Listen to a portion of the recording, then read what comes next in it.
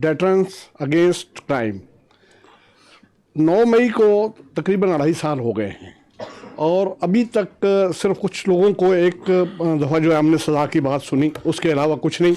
और ये बात भी लॉ ही हमें बताता है कि अबैटर जो है वो ऑपरेटर से ज़्यादा बड़ा मुजरिम होता है।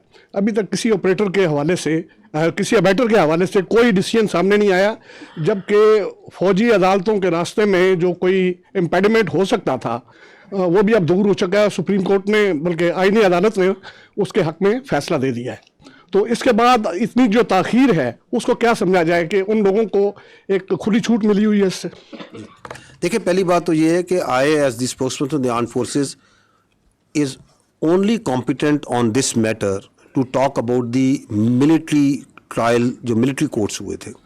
हमने वो सारे कर दी। जितने लोग पाकिस्तान की फ़ौज को ट्रायल रिमांड हुए थे उनके एविडेंस को सामने रखते हुए एक बहुत जस्ट और डिसीजंस उनसे दिए जा चुके हैं। So as far as that is concerned we have done that on the basis of the evidence और तमाम जो उनके आइनी और कानूनी हकूक़ थे उसके साथ। बाकी आप जो बात कर रहे हैं, these are the cases which are being run in the civil courts. जी जी, मैं कह रहा हूँ वो सारे मामला जो से सिविल कोर्ट है। हमारे पास कोई केस नहीं है किसी बेटर का, इस वक्त कोई केस नहीं है। तो हमारे पास तो वो केस है एक जो सा है अपना एक जनरल फयाज हमीद का एक इससे जुड़ा हुआ केस है जो कि चल रहा है खाली। उसके अलावा तो जो 9 मई के जितने ट्रायल के केसेस थे वो तो हम क्लोज कर चुके। तो बाकी जितने केसेस हैं वो तो सिविल में चल रहे हैं ना। तो आप मुझे चाहते हैं कि मैं पाकिस्तान की अदलिया के बारे में कोई कमेंट करूं in violation of the article 19? I will not do that. So you please ask this question which is a valid question. आप जाके अटॉर्नी जनरल साहब से पूछ लें, आज़म नज़ीर तारड़ साहब से पूछ लें, जहाँ पे रेलिवेंट क्वार्टर्स हैं उनसे पूछ लें। क्योंकि हमारा स्टांस जो सा है 9 मई से आज तक ये है कि ये 9 मई का मुकदमा फ़ौज पाकिस्तान का नहीं, पाकिस्तान की कौम का मुकदमा है।